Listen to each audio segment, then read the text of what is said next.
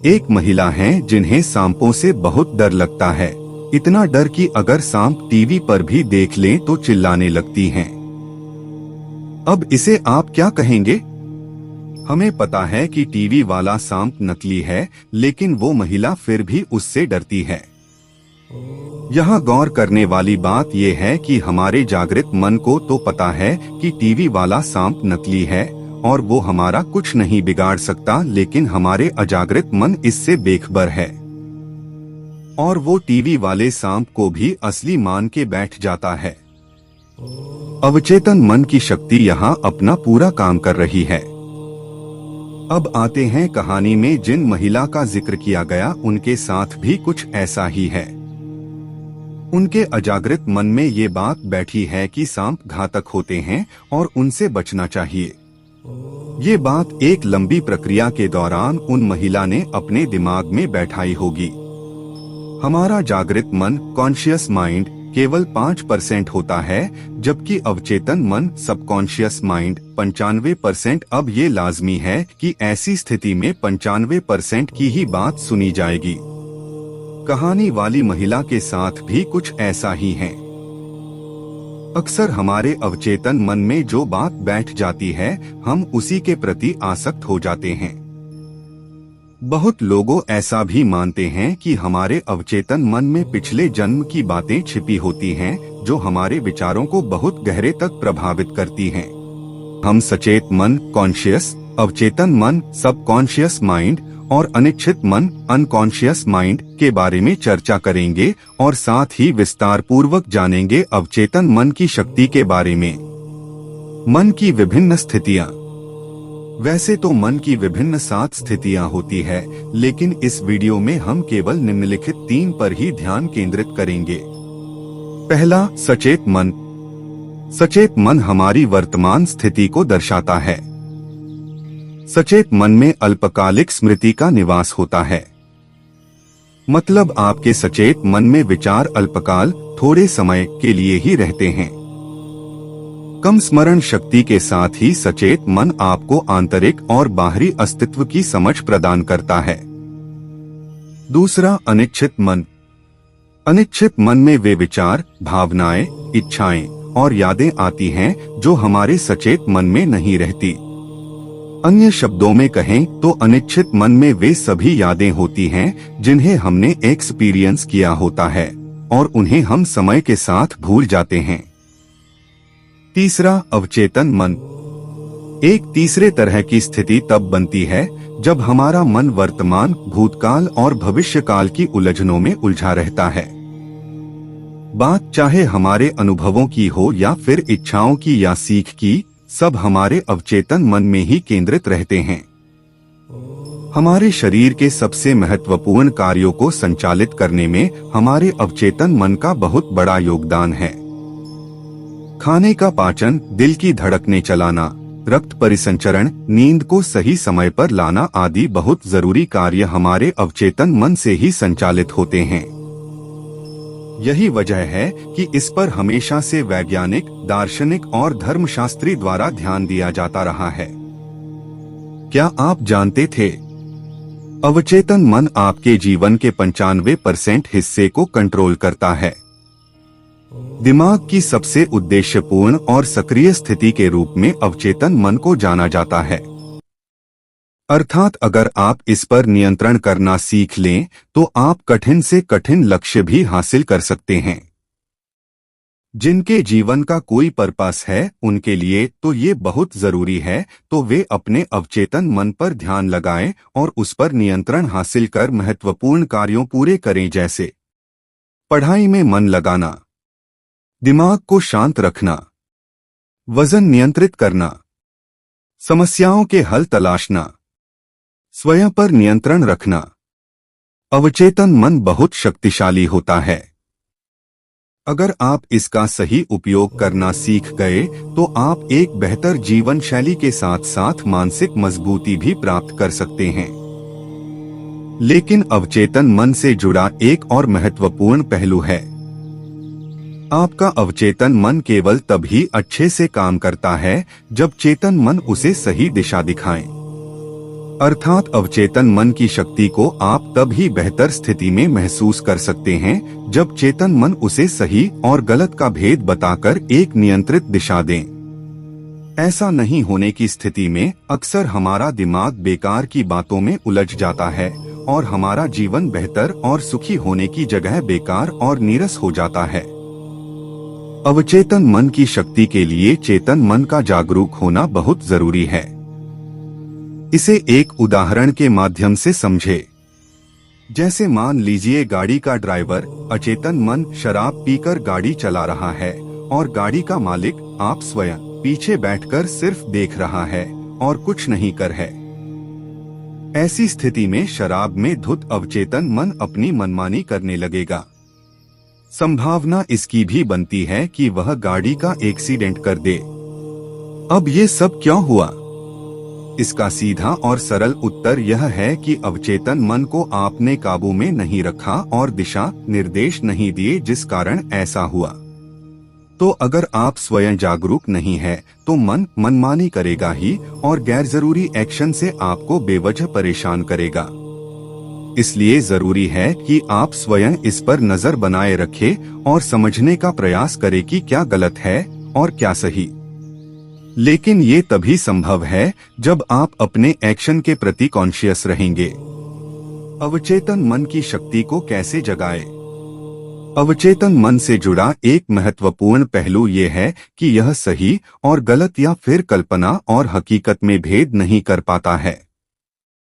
उसके लिए सब एक जैसे हैं। अर्थात मन का वेग जिस तरफ अधिक होगा अवचेतन मन भी उसी तरफ चला जाएगा। ये आपने स्वयं महसूस भी किया होगा। आप जब किसी एक विचार पर होते हैं और उसी समय कोई दूसरा विचार आपके सामने आ जाता है तो आपकी पहले वाले से नजर हट जाती है। इसमें हुआ क्या कि जब आप एक विचार पर थे तभी आप दूसरे विचार ने दस्तक दी और आपका अवचेतन मन उस पर ध्यान देने लग गया। अर्थात वेग जिस तरफ था मन भी उसी तरफ चला गया। अवचेतन मन की शक्ति जगाने का सबसे सरल तरीका यही है कि आप जिस भी काम को करें पूरी शिद्दत और ईमानदारी के साथ करें। उस पर आपका पूरा कंसंट्रेशन होना चाहिए। जब भी आप फ्री हो ध्यान जरूर लगाएं और ध्यान रखें कि आपका ध्यान आपकी सांसों की तरफ रहे। इससे न केवल आपको सचेत रहने में मदद मिलेगी बल्कि आप ये भी जान पाएंगे कि क्या सही है और क्या गलत। विचारों को अवचेतन मन की चाबी कहा जाता है। इसके जरिए ही आप अवचेतन मन के भीतर तक जा सकते हैं। क्या आप जानते थे? अवचेतन मन दो महत्वपूर्ण नियमों पर कार्य करता है। एक ही विचार को बार बार दोहराना और अच्छे और बुरे में अंतर न कर पाना। जब आप जाने अनजाने में किसी विचार को दोहराते रहते हैं तो वह आपके अवचेतन मन में बैठ जाता है। ये आपके लिए वरदान भी हो सकता है और समस्या भी, क्योंकि अगर सही विचार निरंतर दोहराते हैं तो आप वैसे बनने के अधिक करीब चले जाते हैं। वहीं अगर आप गलत विचार लेके बैठ जाते हैं तो उससे आप अधिक समय तक परेशान रहते हैं। एक रिसर्च में ये बात सामने आई थी। जब लोगों को अपने मन में भागने के लिए कहा गया तो उन्होंने वैसा ही विचार किया, जिसका प्रभाव ये हुआ कि उनकी हार्ट बीट तो तेज हुई ही साथ ही उन्हें पसीना भी आने लगा। इससे ये साफ जाहिर है कि हमारा अवचेतन मन कल्पना और वास्तविकता में अंतर नहीं कर पाता है और वह सबको समान मानता है। अवचेतन मन की शक्ति से सपने पूरे कैसे करें? एक ही विचार को बार बार दोहराने से वह अवचेतन मन में चला जाता है। जैसे ही वह अवचेतन मन में जाता है उसके उपरांत वह समय समय पर हमारे सामने आता रहता है। अवचेतन मन की शक्ति का इस्तेमाल करके आप अपने सपने को पूरा कर सकते हैं, क्योंकि अवचेतन मन लगातार आपको एक निश्चित विचार की तरफ ध्यानाकर्षित करता रहेगा। इस प्रक्रिया को नीचे दिए गए निम्नलिखित बिंदुओं से समझा जा सकता है। लिख के रखना। आप जो भी चाहते हैं उसे लिख के रख लें। लिखना सबसे अच्छी प्रैक्टिस मानी जाती है क्योंकि इससे आपको चीजें बहुत अच्छे से याद रहती हैं। आप अपने घर में उस जगह पर अपने विचार या सपने को किसी कागज पर लिख के रख दीजिए जहां आपका ध्यान आसानी से जाता है। अब जैसे ही रोजाना आप उसे देखेंगे, आप उसकी पूर्ति में लग जाएंगे। डिजिटल डिवाइस भी करेंगे मदद। आपका मोबाइल और लैपटॉप दो ऐसी वस्तुएं हैं जिनका इस्तेमाल आप रोजाना करते हैं, इसलिए इनके वॉलपेपर पर अपने विचारों को लिख के रख दीजिए और फिर देखिए अवचेतन मन की शक्ति को भाव करें शामिल। जब भी आप किसी काम को करते हैं तो उसमें भाव का शामिल होना भी अति महत्वपूर्ण है। अगर आप किसी कार्य को बेमन से कर रहे हैं तो इसकी संभावना अधिक है कि वह पूरी न हो। नेगेटिव विचारों से बनाएं दूरी। अवचेतन मन सही और गलत में फर्क नहीं कर सकता। उसका काम केवल विचारों की पूर्ति करना मात्र है। अगर आपके विचार अच्छे हैं तो आपको उसके फल भी अच्छे ही मिलेंगे और विचार गलत है तो उसके गलत परिणाम मिलेंगे। इसलिए नेगेटिव विचारों से दूरी बनाकर रखें, नहीं तो आपका अवचेतन मन उस नेगेटिव विचार की पूर्ति करने में जुट जाएगा और आपको बार बार उसकी याद दिलाएगा। सोने से पहले दोहराए। अक्सर आपने महसूस किया होगा कि रात में जिस विचार के साथ आप सोते हैं, सवेरे उसी के साथ उठते भी हैं। ऐसा इसलिए होता है क्योंकि अवचेतन मन आपके विचारों को सेव कर लेता है और समय समय पर उसकी याद दिलाता रहता है। इसलिए आप अपने ड्रीम को रात में सोने से पहले दोहरा लीजिए। जैसे अगर आपको यूपीएससी एग्जाम क्लियर करना है तो आप अपने मन में कह सकते हैं कि मैं यूपीएससी एग्जाम जरूर पास करूंगा। इस तरह से आप अपने ड्रीम को दोहरा सकते हैं ताकि अवचेतन मन सबकॉन्शियस माइंड आपको लगातार उसकी याद दिलाता रहे। सपने के प्रति रहे बिल्कुल क्लियर। आपको अपने सपने के प्रति क्लियर होना बहुत जरूरी है। अगर आप कंफ्यूज हैं या फिर अभी कुछ निर्णय नहीं ले सके हैं तो संभव है ये अधिक काम न करे। विजुअलाइज करना सीखें। अपने सपने या इच्छा को विजुअलाइज करना सीखें। इसके लिए टेलीपैथी अवधारणा भी बहुत काम आती है, जिसे अक्सर युवा किसी से मिलने की इच्छा रखने की पूर्ति करने के लिए इस्तेमाल करते हैं। यह क्लिक करके जानिए टेलीपैथी क्या है और इसे कैसे किया जाता है। निसंदेह अवचेतन मन की शक्ति को समझ आप किसी भी लक्ष्य को हासिल कर सकते हैं। आप अपने सबकॉन्शियस माइंड का सही उपयोग करके अपनी किसी भी इच्छा या फिर सपने की पूर्ति कर सकते हैं। दुनिया के कामयाब से कामयाब बिजनेसमैन, वैज्ञानिक, खिलाड़ी, राजनेता या फिर फिल्मी स्टार सिर्फ और सिर्फ अपने अवचेतन मन के कारण ही उस मुकाम तक पहुंचते हैं क्योंकि वह उसका बेहतर उपयोग करते हैं।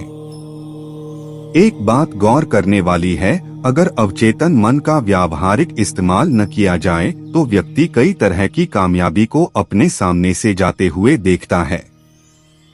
इसलिए अवचेतन मन की शक्ति बहुत महत्वपूर्ण है सफलता की राह में आगे बढ़ने के लिए, साथ ही बुरे विचारों को छोड़ने के लिए। इसलिए आज से ही अपने अवचेतन मन को कंट्रोल करने में जुट जाइए।